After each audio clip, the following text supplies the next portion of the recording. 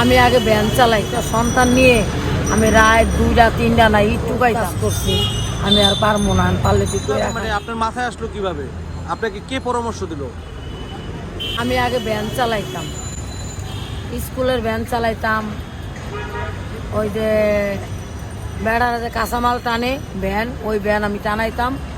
আমার 2টা সন্তান নিয়ে আমি রাত 2টা 3টা না একটু পাইতাম। তা দেখা গেল ওই ব্যবসাটা খুব খারাপ, চোখে খারাপ। মানুষ বাজে কথা বলতো, অনেক কথা বলতো। আমার একটা বুদ্ধি চিন্তা ভাবনা আসলো, আসলে অটো কাছে যদি চালাইতে পারতাম তাহলে আমি এইটাই পেরা খাইতাম। আবার আমার হাজব্যান্ডও আমার অনেক কথা বলতো, যে আমার কান্দা এসে পড়তো। তারপরে কাজের কথা বললে সেও আমার সাথে অশান্তি করতো।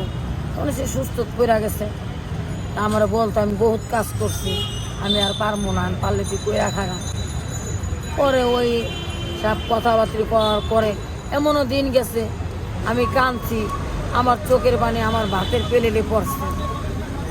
ওই কারণে আমি কাজটা বাইছে নিচ্ছি।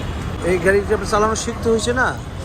না, আমি শিখতে হয় না। তার মানে কি, আমি তো এই যে ভ্যান চালাইছি, সাইকেল চালাইছি, ওইটাই আমার একটা আইডিয়া আছে। যেমন এই গাড়িটা যার, তাকে আমি বলছি ভাই আমার দেন, কই না তুমি পারবো না। আমি আল্লাহ ভরসা। আমি মনে করেন আমার এলাকার ভিতরেই আমি ঠিক রাখছি, আমি পারছি। এখন তো আপনার সংসারে আর অশান্তি নাই? এখন আমার সংসারে অশান্তি নাই, মানে আমার যদি নিজের একটা গাড়ি থাকতো তাহলে আর অশান্তি ছিল না। এখন বর্তমানে এই জমাটা দিয়ে আমার টাকার কিছু থাকেই না। আর এখনকার বাজারের যে অবস্থা জানেনই তো আপনারা, একটা পুলিশ তার বেতন 30,000 40,000, তাও 100 গাড়ি ধইরা কোটি কোটি টাকা কামায়, কোটি কোটি টাকা কামায়। আমার স্বামীরে দিয়েছি গাড়িটা চালাইতে, যে আমার শরীরটা অসুস্থ, তুমি যাও। আমার স্বামী ভাড়া মাসে 200 টাকা, আরে ধৈরা কয় 1300 টাকার মামলা। এটা কি সম্ভব? এটা একটা কথা বলেন?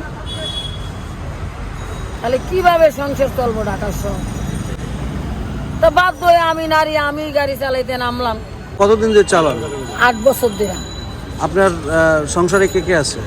আমার সংসারে আমার স্বামী আছে, আমার হাজব্যান্ড আছে, আমার মেয়ে আছে। আমি 8 বছর ধরে গাড়ি চালাই, কিন্তু আমি ঢাকা শহর ঘর ভাড়া পোলাপানের বেতন দিয়া আমি খুবই ক্লান্ত, কুলাইতে পারতাছি না। ওই কমিশনারের কাছে গেছি, আমার স্মার্ট কার্ড নিয়া, আমার স্মার্ট কার্ড সে ফিক্কা মাইরা ফালাই দিছে।